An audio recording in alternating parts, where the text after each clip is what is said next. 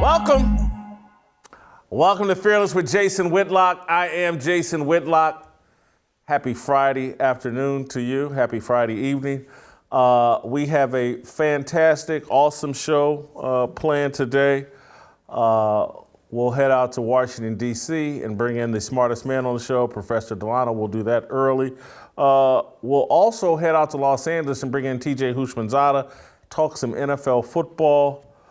Uncle Jimmy has something special planned for us at the end of the show. But if you hear any somberness in my voice right now, the tone isn't right, it's good. We're about to lay somebody down. And I don't do this lightly when I decide to put somebody in a vacant, as they like to say in The Wire. I don't do it lightly when I call for the ski mask and it's time to ride. I done fired up to 6'4", man. Yeah, I don't do it lightly, and I don't do it without any sympathy for the soon-to-be deceased, but I'm about to kill Joy Reid's career right now. Oh, my God. Jeez. I'm going to start a fire. And Jim, Sweet black baby Jesus, I know what you're thinking right don't now. bring a fire extinguisher. Come get you some licks when I'm done.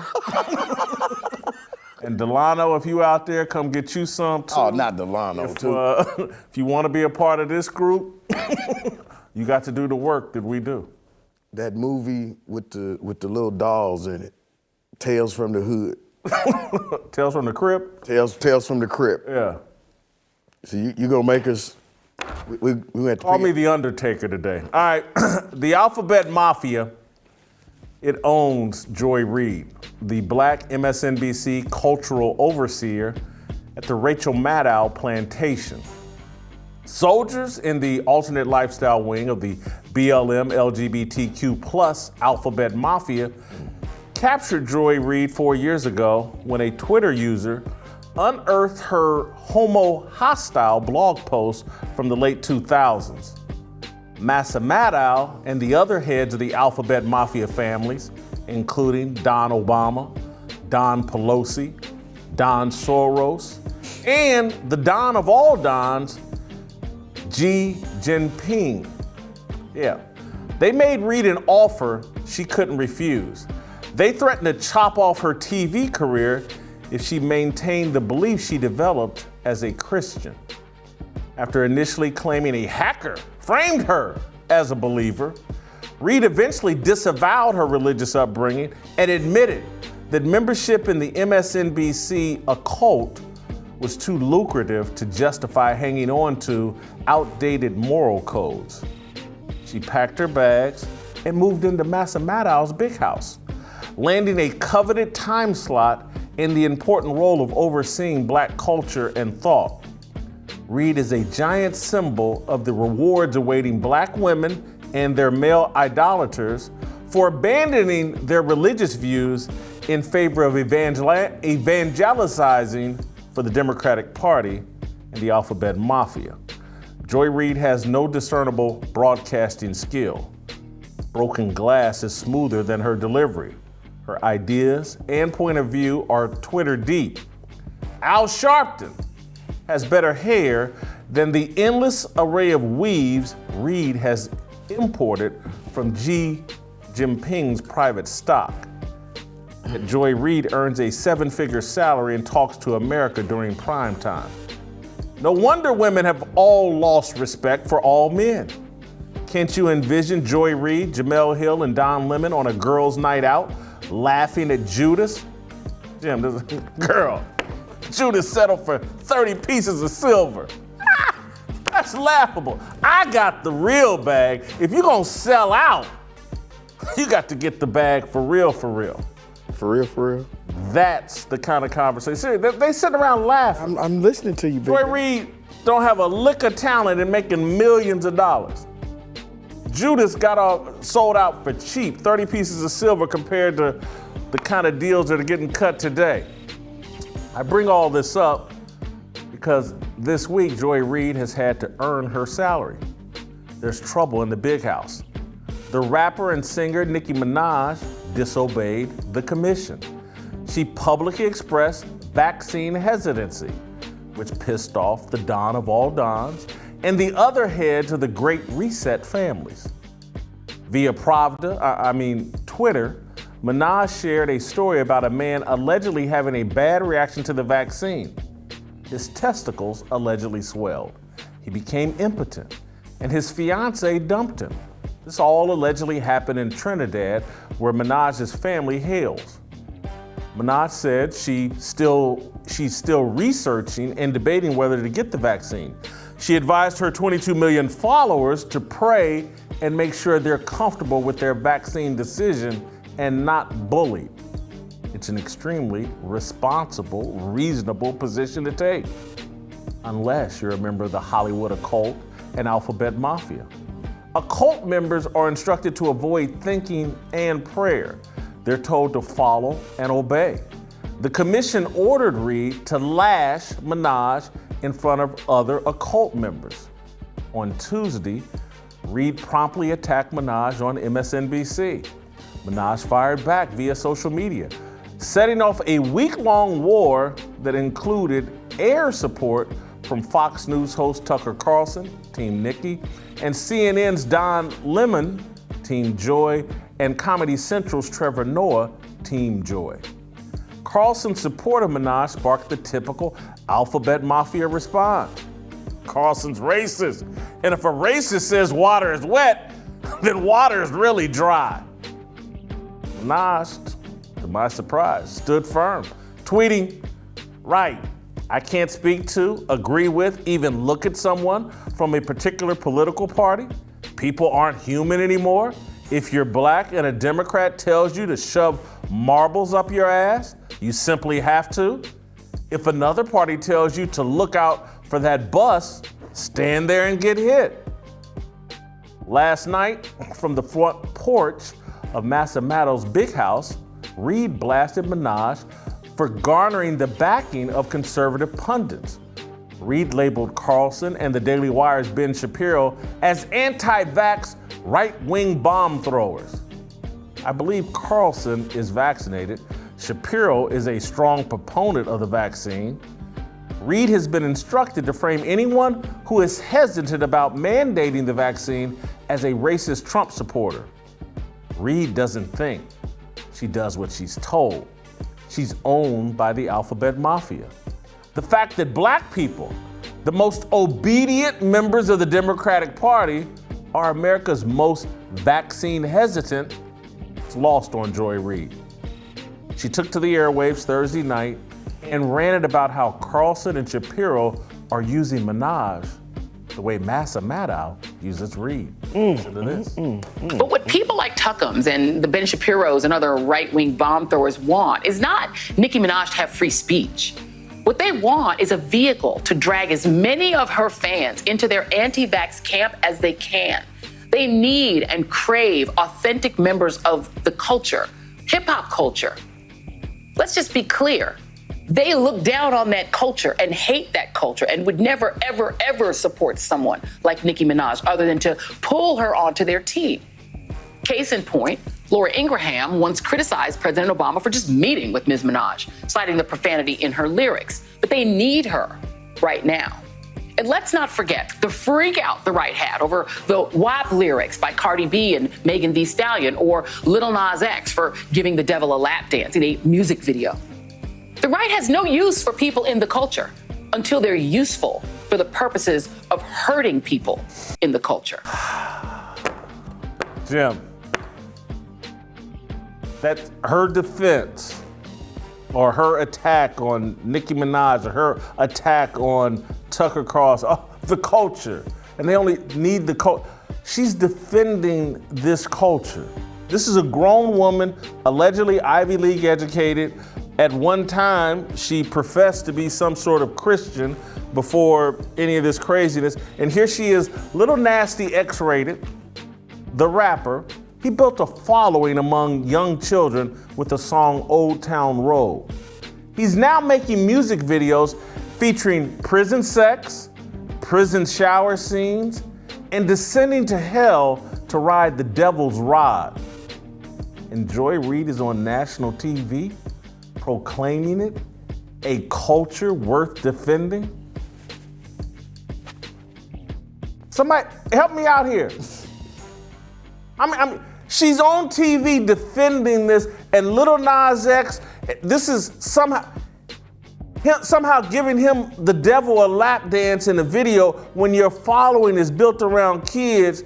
This woman at one point espoused some religious Christian views, and now she's on national TV as if Lil Nas X is descending into hell to give the devil a lap dance is somehow something worthy of defense. And oh my God, I can't believe these white people objected to this. That's a defense of Tucker Carlson. Anybody with a brain would object to this. Anybody with any moral fiber would object to this. But not a high priestess in a satanic cult. That's what Joy Reid is. She went from homo-hostile blog post to Jesus hostile television show. Jim, I hope it's worth the money, because that's selling out. Ouch. You know, the way she's talking, we're going to end up putting a picture of Lil Nas X up there on that wall. Honestly, man, that took everything I had to do, because I mean, I hadn't heard that. And I wanted to say, did she really say that? I mean, it's one thing, but did she really defend this dude? And anybody that objects to it isn't down with the culture. And that's... Whose culture? Thank you. No, I mean, seriously, because I mean, I think I'm down with culture. I try to be down with my culture. What culture is that, man? I gotta say, Jim, and we're about to roll out to DC and bring in Delano, but I'm so proud of Nicki Minaj, and that's not. And this morning, yesterday, earlier this week, I know for sure this morning, I listened to some of her music just to refresh my memory, and you know, I can't say I'm a big fan of her music, but I'm a big fan of the fact she thinks for herself, and unlike a lot of these dudes out here, she's got the balls, for lack of a better description, to stand up for what she believes in and not back down. And it's about time some of these Hollywood influencers showed a pair and said what they really think. We didn't go all off into everything she said, but she talked about like 80% of the entertainers that she's friends with and deals with, they all agree with her on this vaccine thing. They got some questions they won't ask before they just inject something in their body. A lot of people have that. And to get trashed over that, this woman did not tell anybody not to get the vaccine. She said, do your research and don't get bullied into doing something. Make sure you're comfortable with that decision. That's perfectly rational, responsible, reasonable thought. But because Joy Reid is bought and paid for and a member of the big house, the MSNBC Rachel Maddow big house, she can't think for herself. Yeah. Can I ask you a question, Jason? Yeah. Can I ask you a question? You said, never mind, go ahead. I don't even want to say it because it's going to make, go ahead. Let's bring Delano in. Yeah, bring Delano in. I want to show a little discipline. That's some good discipline on your part. You actually, that's the first time I think ever on this show you didn't say I was going to ask a question about Nicki Minaj's comments about the marbles. You almost made it. I'm glad you didn't do it because we're about to bring the smartest man in the show. I don't want you to dirty it up. P.E. P.D. Professor Delano, P.E. P.E. is Public Enemy. Delano, you have any thoughts on Joy Reid and the Nicki Minaj dust up? Where do you come down on this? It's so interesting that the left, who reacted so strongly a few years ago when Laura Ingraham basically told LeBron James to shut up and dribble, right? She wanted him to stick to his lane and not get into political commentary. And the left defended him and attacked her. But now they have their own version, which is shut up and rap. So when Nicki Minaj dares to question the narrative, the message, or however we want to frame it, we see how viciously they react to her. The irony is that when black folk, whether conservatives or socially conscious liberals, point to the impact that some of these rappers and the excesses of hip hop culture have on our communities and particularly our young people, the response from the Joy Reids of the world is always, well, it's parents' responsibility to raise their children. But apparently when it comes to the vaccine, it's the responsibility of artists to ensure that, you know, the older people in our community, right, or black people in general, it's their responsibility to make sure that black folks get the jab. So to me, the hypocrisy is stunning. And as you said, Jason, I stand with people who question and criticize the artistry and the content, whether it's Nicki Minaj, Cardi B, Lil Nas X, Snoop Dogg. It's not that I dislike these people personally. I just know that they have a tremendous amount of influence, and the direction in which they're influencing, particularly our young people, who oftentimes lack parental supervision and some of the other, you know, protective factors that enable them to consume this content without trying to live it out. But again, it's so interesting that, you know, when you question their content, the liberals push back on you. But when these artists speak for themselves, and it's not just Nicki Minaj, Busta Rhymes said something similar a couple weeks ago. He was at a concert, he was telling the audience, you know, it's good to be back with you all. He said something to the effect of, you know, forget about, he used different language, but forget about these masks. I'm tired of these masks. You know, we need to realize we have liberty and freedom. And who responded to him and did a whole video? Roland Martin, who wanted to check Busta Rhymes and set him straight and you know, talk about vaccine hesitancy and all these other things. But again, these people will never criticize these artists for the things that they actually say, their actual content, only when they threaten to upset the democratic narrative.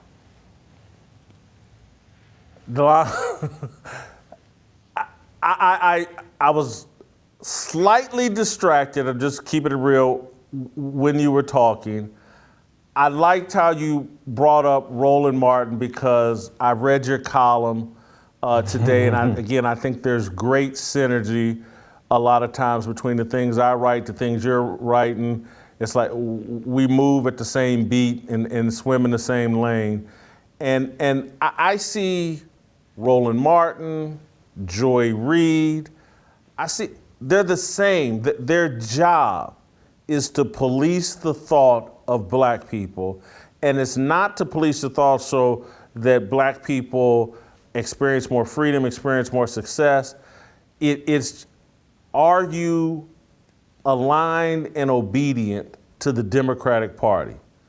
That's Yes. their only job. And it has nothing to do with the welfare concern of black people.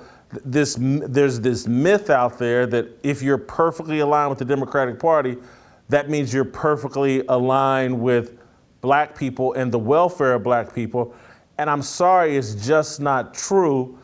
And I see, and I make the argument, and it was somewhat a humorous analogy, but it's totally serious.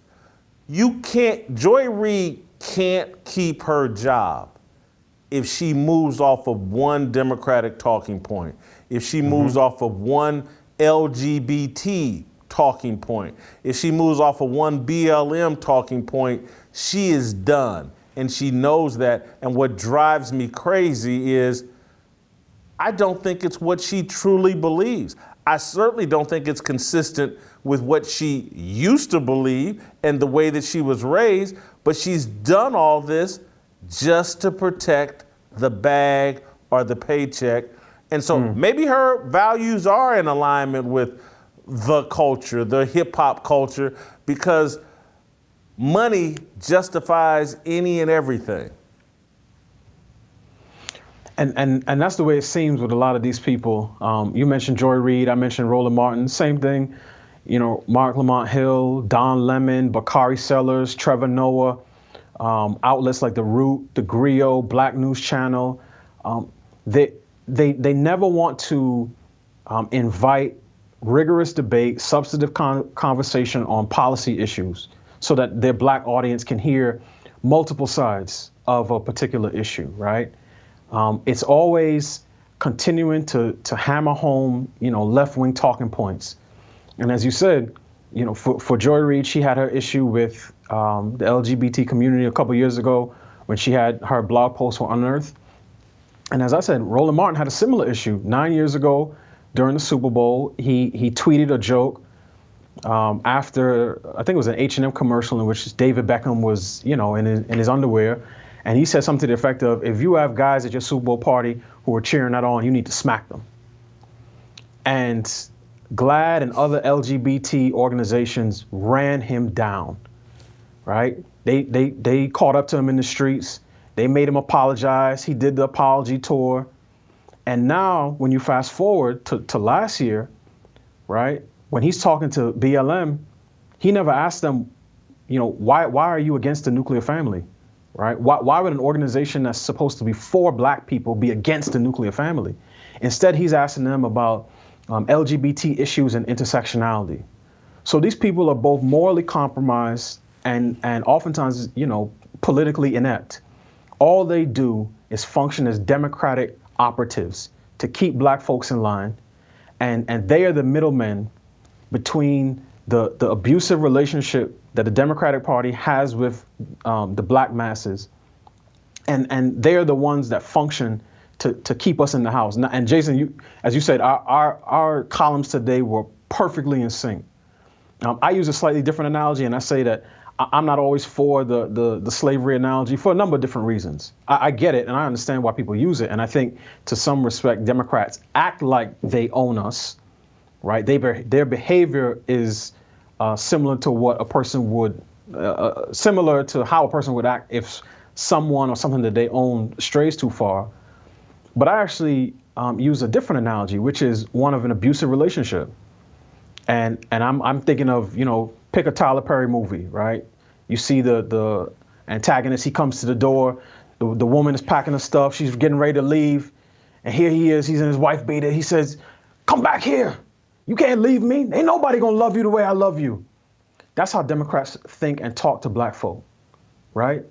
As soon as they think somebody may be influencing us, to question part of their narrative, to question the degree to which the Democratic Party and the feelings of white liberals constitute the center of the black orbit, the moment they feel like those things are being questioned, the dogs come out. They'll say, black men, they voted for Trump because they hate black women, because they want to be part of the white power structure. They'll say anything they can to keep us in line. And as you said, Nicki Minaj noted the fact that many other artists think about COVID and the vaccine the same way she does. They just don't want to say it publicly. And that's one of the big problems. And that's why I'm actually encouraged to see the fact that some of the people leading the exodus from the Democratic House, however you want to characterize that house, are black men. Partly because it would be one of the first movements that black men have led in quite some time. And partly because we're at a point now where we need lions, not house cats. And too many of our men are sitting there on the porch, spayed, neutered, docile, and perfectly content to eat out of the master's hand. And that's why I want to see more people, whether it's COVID or any other issue, right? I want to see more people, and particularly men, start to say, you know what? These people say that they're serving us, but they don't serve our interests. And the black folk who act as their middlemen, who literally dance for them, right? Who say, oh, what do you carry in your bag? And Hillary Clinton says, hot sauce. And Charlemagne the God from the Breakfast Club says, they're going to accuse you of pandering. And then Hillary Clinton says with an awkward laugh, well, is it working? This is the type of leadership that we get from the black elite. So when you write, Jason, and when I write, and it seems as if we are utterly disgusted with their behavior, it's because we are. And I'm tired of it. I want substance in our community, not this person wears Converse, this person likes a particular brand of barbecue sauce, this person plays the saxophone, this person smoked reefer in college and listened to Tupac. All of that is superficial representation and cultural affirmation for people who really, if we really want to go there, and I think today's the day where we should, a lot of us have, how do I say this, low cultural esteem. That's why whenever we talk about things to move the black community forward, we always pivot back to what white people think. And I'm gonna end here soon. I was in the barbershop last night, right? Talking to some of the guys in the shop. And you know, we talking freely. We got all sorts of guys. We got guys who profess to be Christian. We got guys in fraternities. We got black Hebrew Israelites. We got black nationalists. We got all sorts of guys. And every time we talked about an issue related to the black community, and if I brought up family, somebody else responded with, well, they won't let us do X, Y, and Z. They won't let us be free. So at one point I asked the guys, I'm like, look, you got the picture of a lion on your smock, right? The Lion of Judah. Why is it every time I ask you about us, you respond to me with they? Again, are we lions or are we house cats? And at some point, the black masses, and particularly black men, are going to need to answer that question. Woo! Yeah, we certainly have to answer that question. One of the things I loved about your analogy in your column as it relates to the abusive relationship, and I got no problem with the slavery analogy. Obviously, I made it. I think it's appropriate. But the abusive relationship works just as well, because when a guy or a girl is in a manipulative relationship, and I can relate to it as a guy, you sit there, you talk to your friends, they running game, and they got 2, 3, 4 other women, blah, blah, blah. And then someone, their mama, their girlfriend, or somebody will be like, girl, you know he's playing you. You know he ain't planning on putting a ring on you. He's not taking this relationship serious. And then the dude will come back and say, she only saying that because she ain't got nobody. If she had somebody, she wouldn't be worried about what I'm doing and what we doing. And literally, that's like when I try to talk to people about politics, and I say, hey, look, I think you're going overboard with this Democrat stuff. Look at all the values you got to betray, and you can't stick to, and blah blah blah. That people look at me, just because you don't vote and you ain't got nobody, you trying to tell me. Trying to mess up our good thing. I'm just like, nah, you would be better off out here solo, like me, a complete free agent, than locked in an abusive relationship where you're being used. And you're not positioning yourself even for the next relationship, so that you're limiting yourself from getting involved in a healthy relationship because you're stuck in this bad abusive one where you're being taken advantage of, and there's zero respect for you. There is zero respect for us. Again, if Hillary Clinton had any respect for Roland Martin, or even if Roland Martin's wife had respect for him, or somebody in that audience had respect for him, somebody would have stood up and said, I almost said the N-word. But somebody would have told him, what the hell are you doing, man? Cut all this tap dancing out. This is on tape. You ain't dancing in front of this white woman. You a grown-ass man.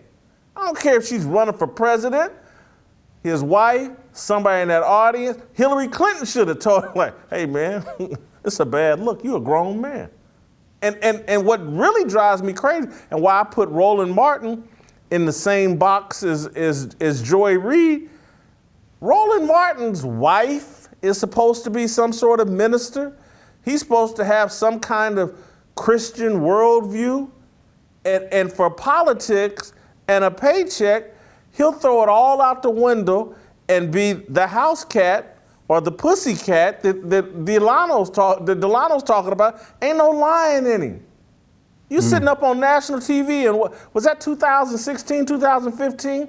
tap dancing for a white woman like you Fiddler in Roots. Fiddler rolled over in his grave and was like, damn, man, I died so you wouldn't have to do that.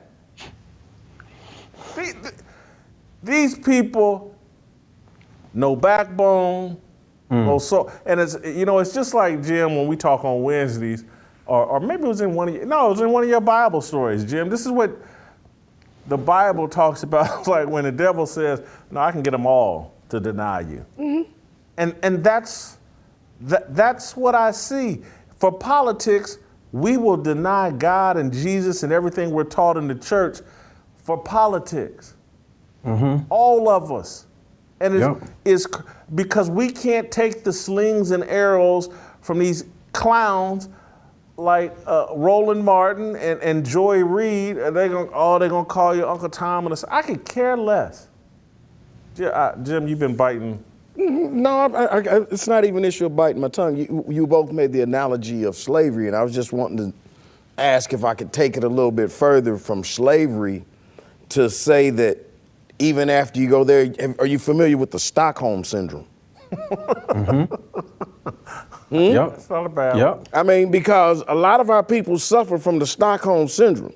We done been fed this bag of goods so long, we starting to feel sorry for Massa. I mean, it really, you start to gain, you start feeling for your oppressor. Yeah, Joy Reid, we sick, boss? That's what she's saying that to Rachel Maddow. But Joy Reid's upset right now. Joy Reid, is we gonna let Nicki Minaj sleep on the good sheets? Huh? We better not serve no white cake, I know that much.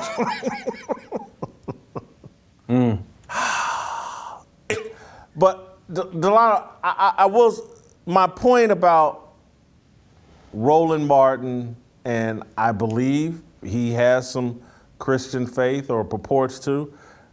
Joy Reid at one point. I'm just amazed, and I wouldn't say amazed, but I'm shocked and disappointed just how, and it's not about being hostile to the LGBT community. It's about saying, okay, that's their issue.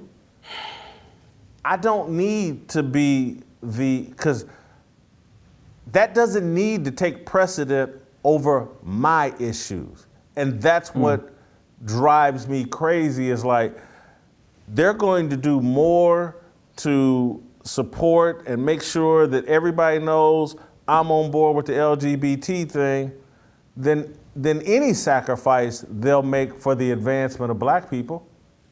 That's what disappoints me.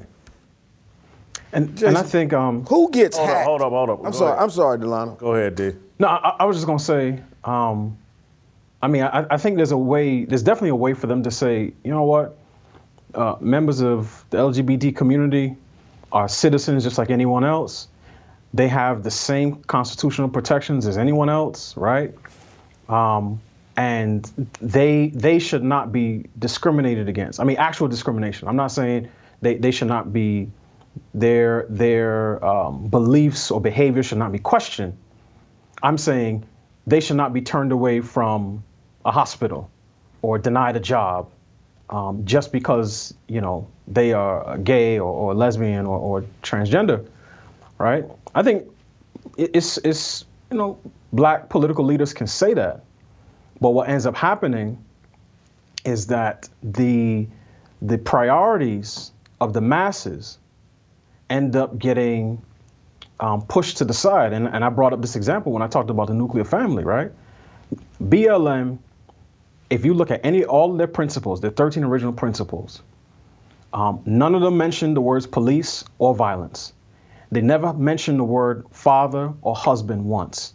They talked about being queer affirming, transgender affirming. They talked about all different types of things. So it was clear that their focus was on the priorities of the LGBT community. But they used high-profile police shootings as a Trojan horse to make black folk think that they were really concerned about police violence in order to further a particular agenda. So that's why when black media members never asked them, well, why are you opposed to the nuclear family? It irritated me so much. because all of our children come from the union between a man and a woman. Whether those two people are married or not, that's where kids come from. But we couldn't even get that question out because, as I said, our leaders are so compromised. The black elite, particularly the black leftist elite, is compromised. I'm gonna give you a couple tangible examples. I want the listeners and the audience to hear this and understand what I'm saying. A couple weeks ago when Texas passed their abortion law, again, Roland Martin had some guests on his show. One of them is named Dr. Greg Carr, right? He's the chair of Howard's Department of Afro-American Studies. He compared women who would leave Texas to go seek an abortion in the wake of this law to slaves who fled slavery, right? They fled north on the Underground Railroad for freedom. Now, what type of twisted mindset would you need to have to say that a law that would ban the vast majority of abortions, which would also mean that many, many more black children will be born, is an act of white supremacy, and that the people who flee the state to seek abortions are acting in the spirit of some of our great racial justice champions, right? This is the type of quality of leader that we have in the black community. Or people like Cori Bush, Congresswoman from St. Louis. She represents an area where 44% of the population is black and 92% of the homicide victims are black. And what's her response? To defund the police. Apparently, she wants to defund the police for her constituents so that she can hire them for a private security team. Because the reports show she just spent about $70,000 over the course of 2 months for her own security. So when she gets on TV and says, I believe in defunding the police, her constituents should know what her priorities are. But instead, we get our black outlets who run cover for these people. They say the same, they parrot the same message, even though people like Cori Bush and Patrice Cullors and Colin Kaepernick and all these other people who talk about abolishing and defunding the police live in nice, oftentimes lily white neighborhoods where they don't have to worry about bullets piercing the window. But we're the ones who bear the brunt of the homicide spikes in our city. So it's family, it's crime, it's education. I mentioned Roland Martin and Hillary Clinton at that town hall, right? He asked her a question about school choice. She gave some boilerplate answer, about more resources for public schools. But the truth of the matter is, the Clintons and the Obamas would never send their children to underperforming public schools. And the only time their kids would even set foot in those schools is to do community service projects. But they have no problem consigning our children to schools where less than 5% of the kids can read or do math at grade level. And these are the people that we're supposed to believe are serving our interests. So you're right, Jason, when people say, oh, the black conservatives, they're Toms and they're coons and I'll take all of that. Because my mission, I tweeted a video of Reginald, I think is it Reginald Dutton? Rock, the show Rock, that was on TV for a number of years ago. And the iconic scene where he confronted a drug dealer and he grabbed him by the collar and he said, I'm gonna be in your face until I get you out of here. Even if it's the last thing I do, even if it kills me. That's the mission I'm on. Because again, I don't want 20 years to go by and these people still have black folks literally voting against their interests. They sit in gated communities where all of the law enforcement are to protect them, while we have to deal with bullets whizzing by on the street corner, in the middle of the day. So I think whatever analogy you use, that relationship dynamic is there sitting, looking at us squarely in the face. And it's about time that we address it. I want to summarize your abortion point by saying that we've created a culture where wealth is far more important than life. And so people are, if you can't afford a house with a 2 and 3 car garage and all that other stuff, you better kill that baby. Oh. Because, if you ain't got wealth, what life isn't worth living. And that I just don't think you got God, athletes saying that. Yeah, I don't think God believes in that. The last thing I want to do, Delano, because you brought it up, but I want you to expound on it. Low cultural self-esteem. What do you mean by that? What I mean is fairly simple. Even though there are many members of what I'll call the black leadership class, the talented 10th, right? Oftentimes college educated, oftentimes at, prestigious colleges and, whether prestigious HBCUs or predominantly white institutions, Ivy Leagues, all those schools, who walk around talking about how proud they are to be black. Everything that they talk about is black. Blackity black, black, black. The blacker the blacker the berry, the sweeter. Also, their whole identity is shaped around race. But the minute they think that a white person may not like Beyonce, may not want to date black women, they completely fall apart. And what that tells me is they are not as confident as they say they are, because their self-image and self-esteem is contingent on their belief that they are accepted by white people, which is why you saw so many of them begging to be affirmed during Black Lives Matter. You must say that Black Lives Matter. And then when they got some guilty white folk, right, who lack any self-respect or self-awareness to mimic those words, to literally bend the knee, sometimes to grovel at their feet, you would see the tears of pride running down their face. And that to me is the behavior of someone who doesn't know who they are. And in the same way, men, and I'm gonna be specific here, there are men that can smell an insecure woman from a mile away. When you bring a cup of coffee, right, as coworkers, and she says, "Oh my goodness, this is the sweetest thing anybody's ever done to me." A real hunter knows, oh yeah, I got one. Because if that's the nicest thing anybody's done to her, that means that she's lacking in a lot of areas. And when white folks see black people who know that we are so desperately desirous to be accepted and loved and affirmed by them, people we don't know, right? If you live in Philadelphia, what does it matter what somebody in Wisconsin thinks of you? What does it matter what Robin DiAngelo, Tim Wise, Jane Elliott, any of these white anti-racist activists think about you?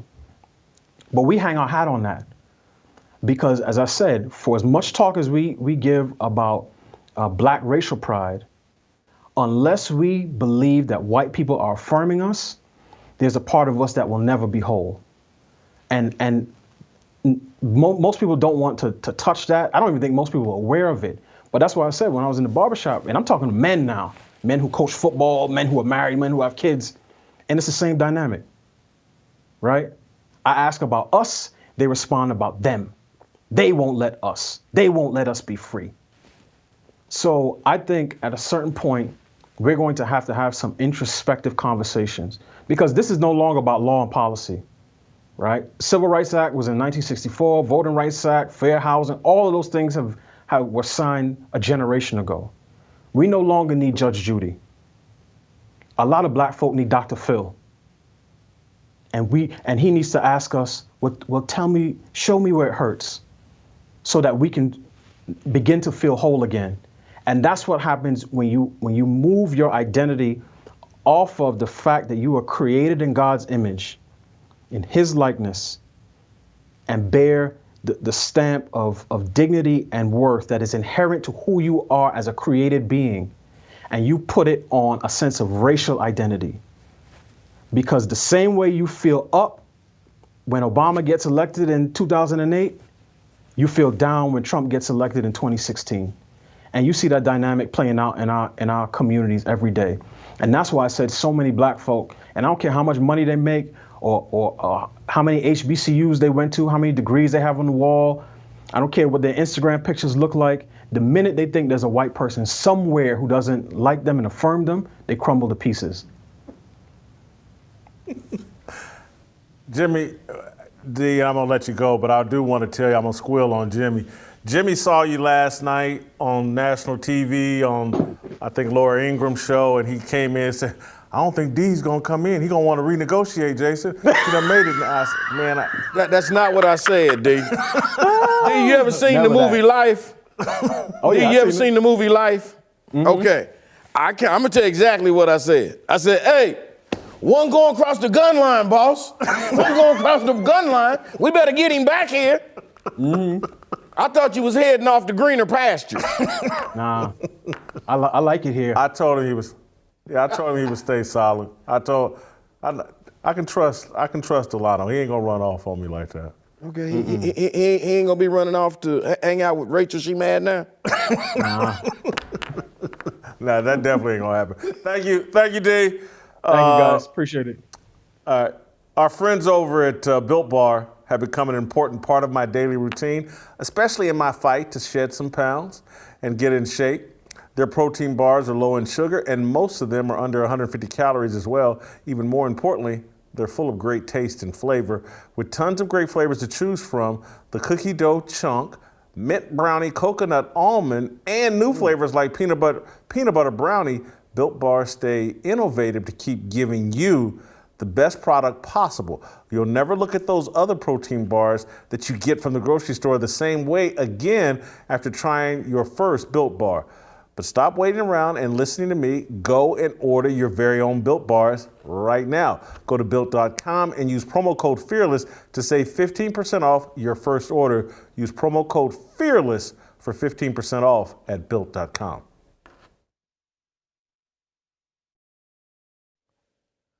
All right, welcome back.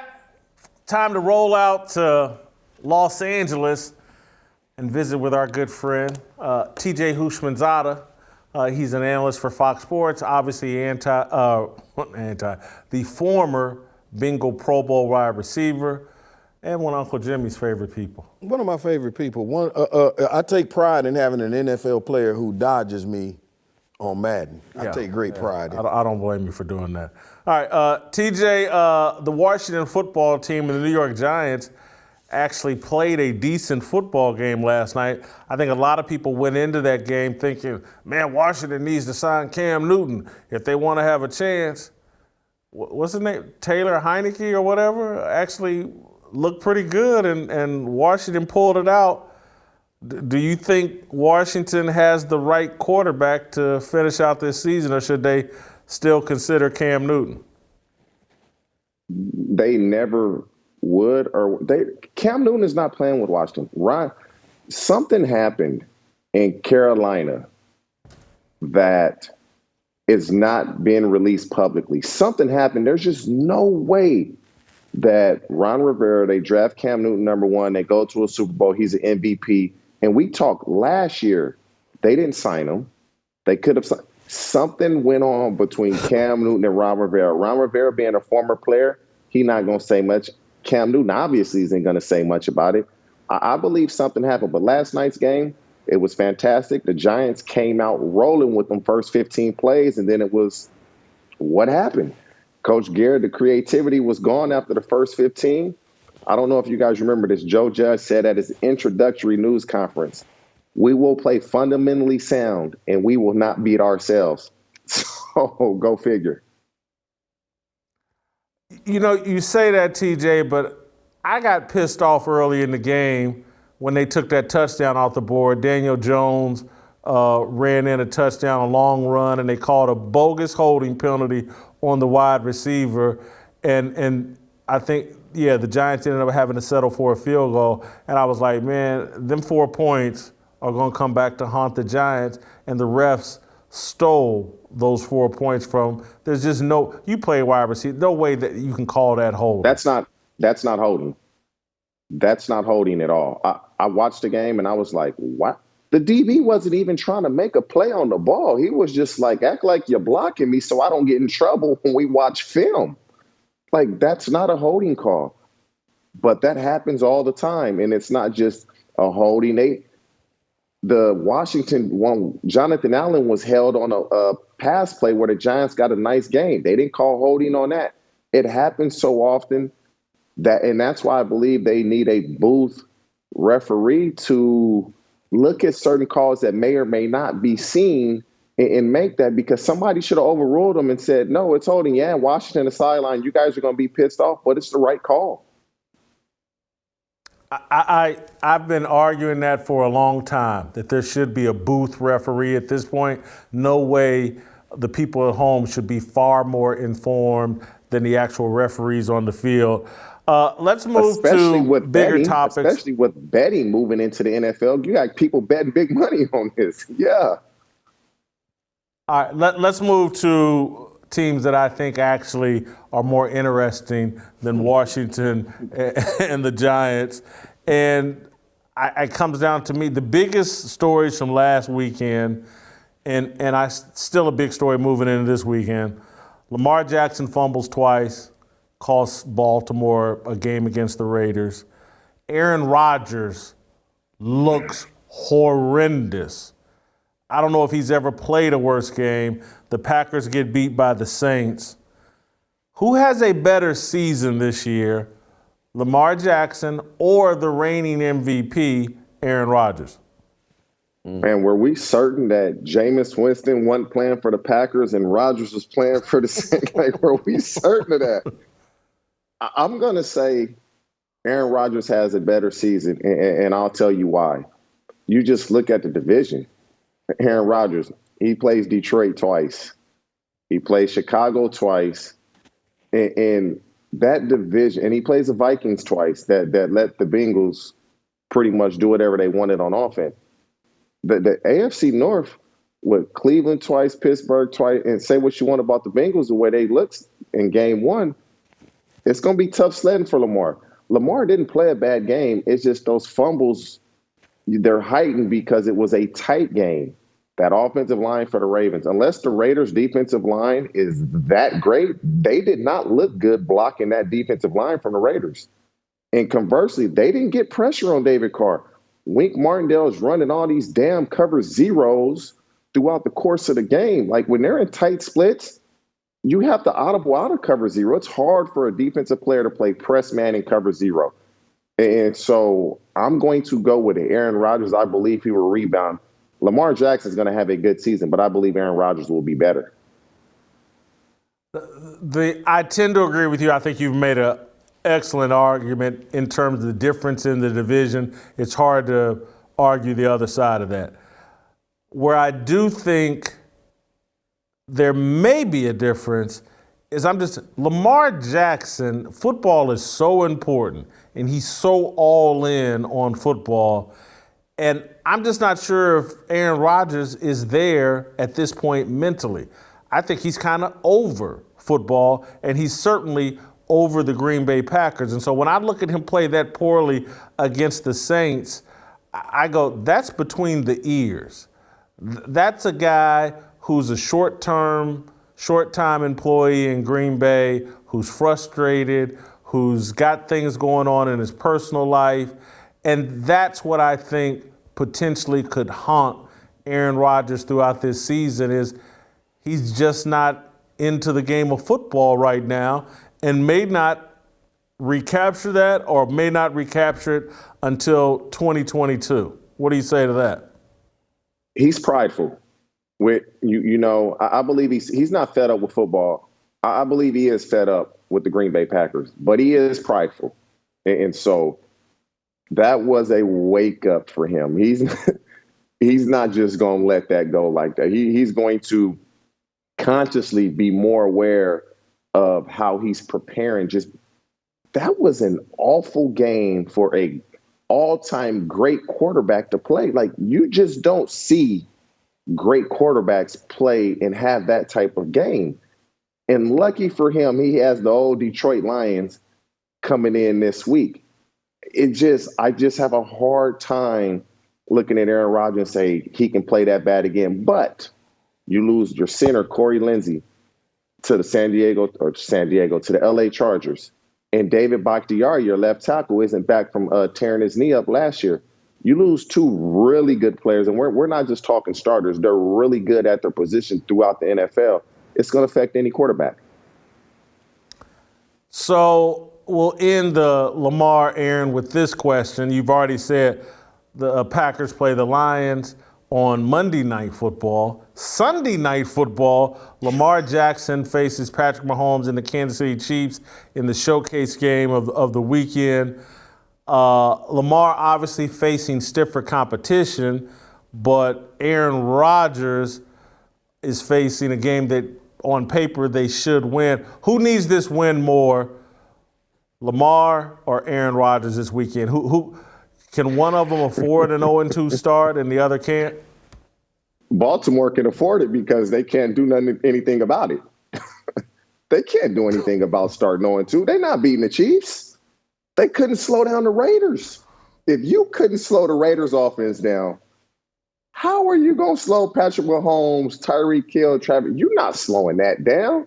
And so neither team wants to start 0-2. Baltimore has no choice. I hope you're right. Jimmy, that's music to my ears.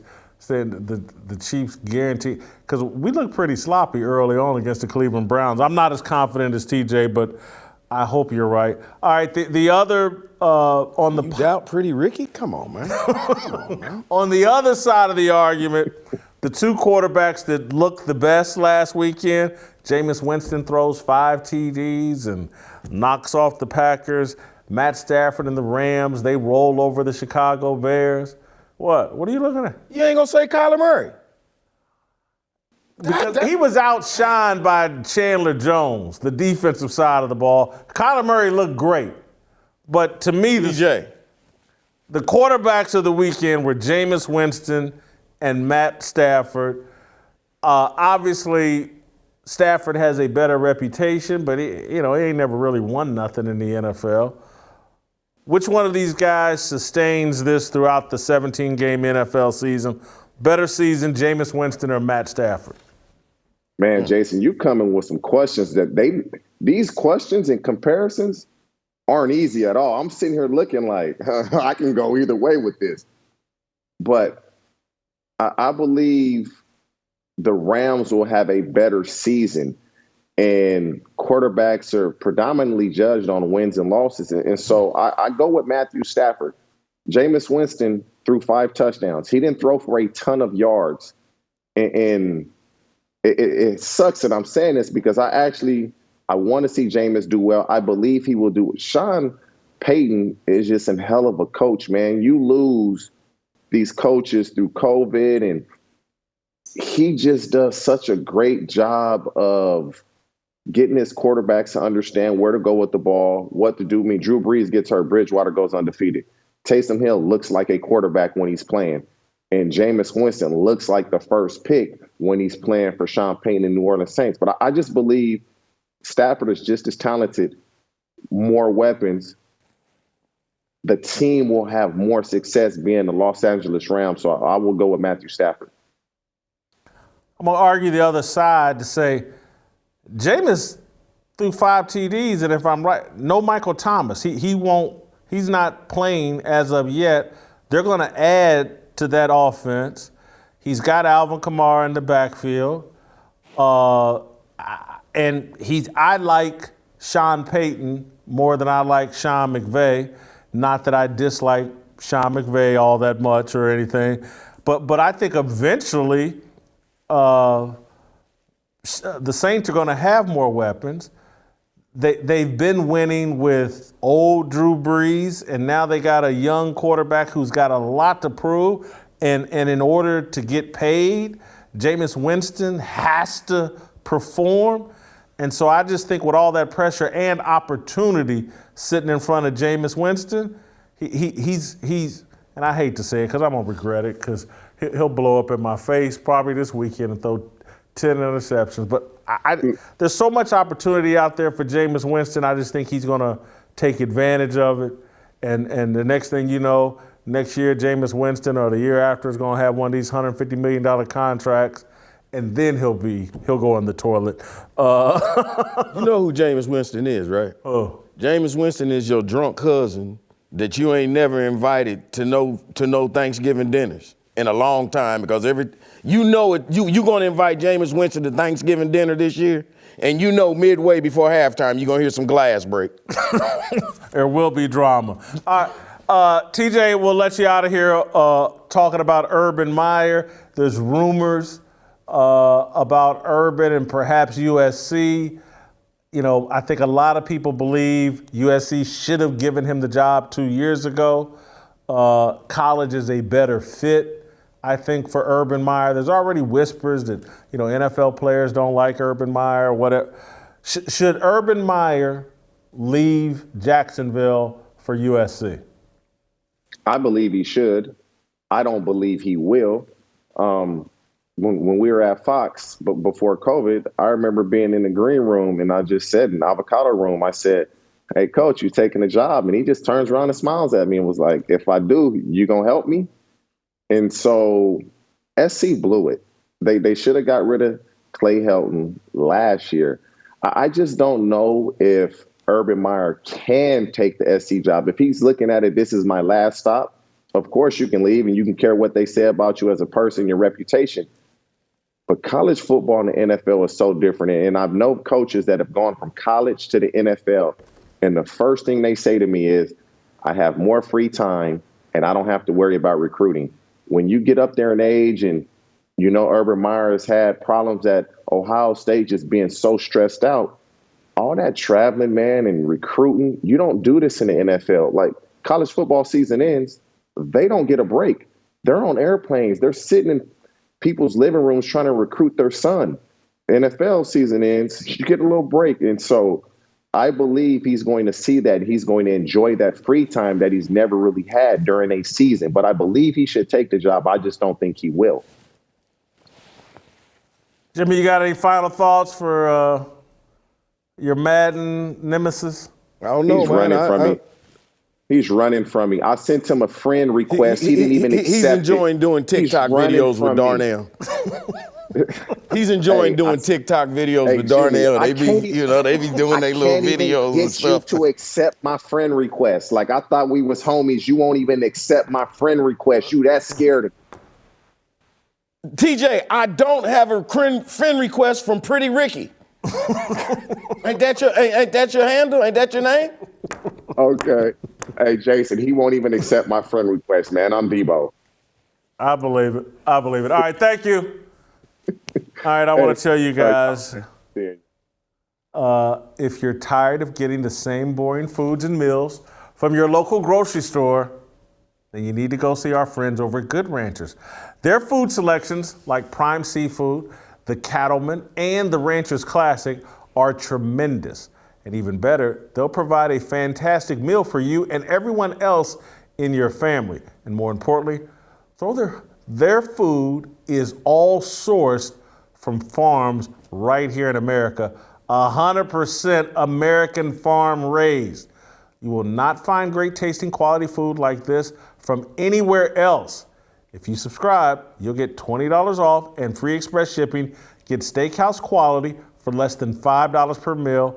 Go to goodranchers.com/fearless to get $20 off and free express shipping. That's goodranchers.com/fearless.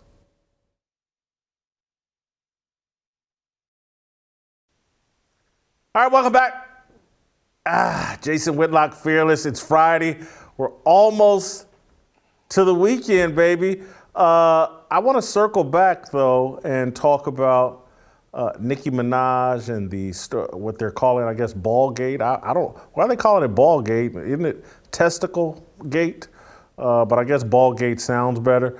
But there was a doctor from Trinidad who had some thoughts on Ballgate. And so let's listen to this clip, and then I got my own doctor I want to bring in on this. To expose your cousin friend's flat tire in the public domain like that. If the man have a flat tire, okay, he will work on that. There's herbs and punch and certain things the man can eat and bring back our vibes. A flat tire, that's what they calling it now, I guess now. I've never had a flat tire, I don't know what he's talking about.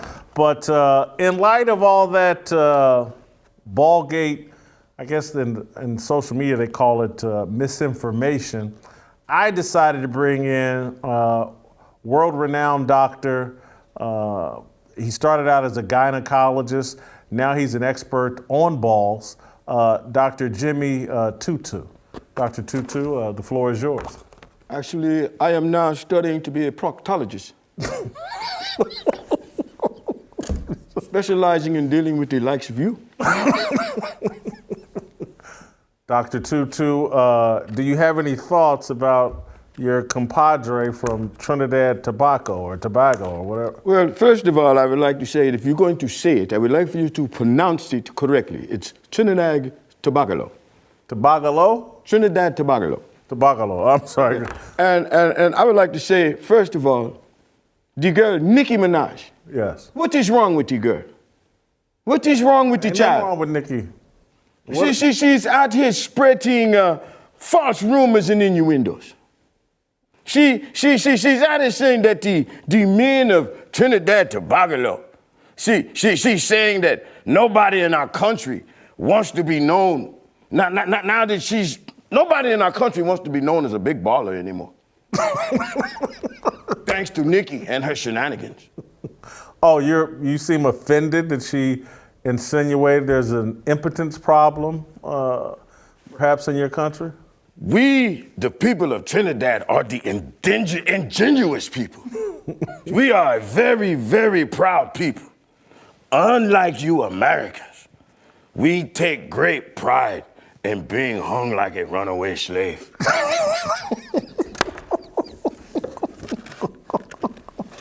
Ever since we were given our birthright as little bitty babies, when we are born, we have the strength of 10 rhinos. And I'm here to tell Nicki, in the words of Millie and Vanilli, girl, you know it's true. Once we as the men of Tobago start burning, churning, and turning, it'll have the berries and the juices, burning her on her molecules, expanding her neutrons, causing her to babble and speak in tongue and say, hit me in the proton, baby! This is my problem I have with Nicki. Nicki has 8 trillion Twitter followers. Yes. And you are going around telling the people, I don't care if you want to spread false rumors about the vaccine. Dr. Fauci do it all the time. Nothing gonna happen to you. But I need to know, Nicki, in our country, when a man have a flat tire, it is the woman's job to blow it up. This is why in our country, if we give a woman roses to put up on her piano, should we not wake up and expect tulips on our organ?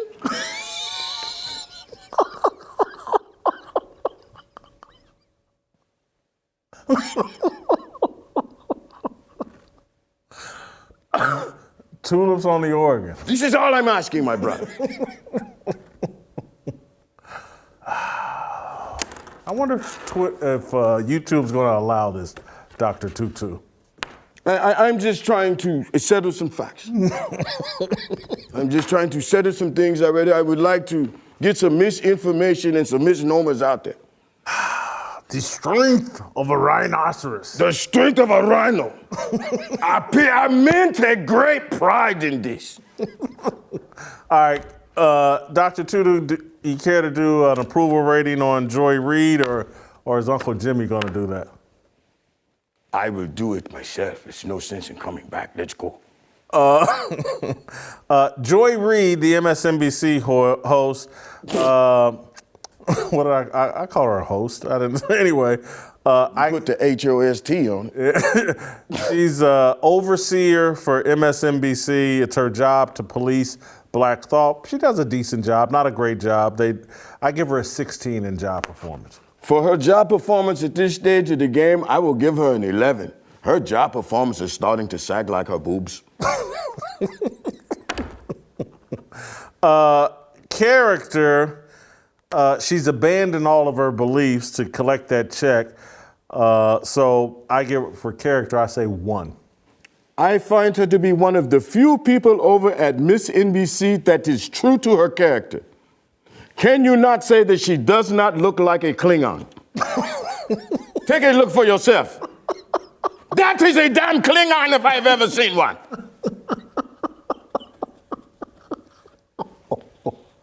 Oh, we're going to get in trouble. Authenticity, I don't think she's authentic at all. I give her a 0 for authenticity. She is not about that life. She brings disservice to the men of my country. Oh, you from Klingon? Are you from? Is that a country Klingon? It Factor. She ain't got it for me. She can't decide on which weave she wants to wear. So how's she gonna have an It Factor? She can't even commit to a hairstyle. I give her 2 for It Factor. Say what you want to about this beast. She is in the daily rotation of that industry. Say what you want to. She is being paid and she's eating at the top of the food line. So you got a 21 It Factor. I give her a 21. I've got her at a total score of 19, the lowest score I've given so far. She's a complete dumpster fire.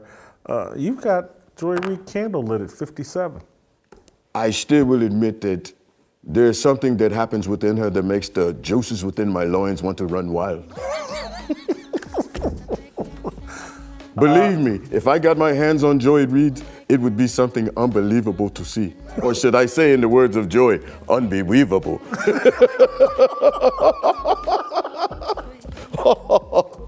You know what? Let me say this. May I say this? In true defense of Nicki Minaj. Yeah. Nicki, you better be glad that Joy did not come and headbutt you. That could be the end of your career right there.